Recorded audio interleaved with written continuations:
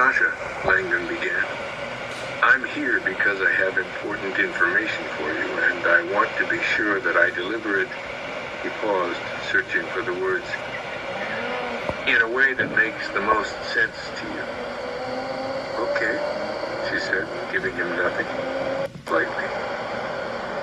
Before I explain the idea to you, Langdon said, I'm sorry, but I need to ask you an unusual question.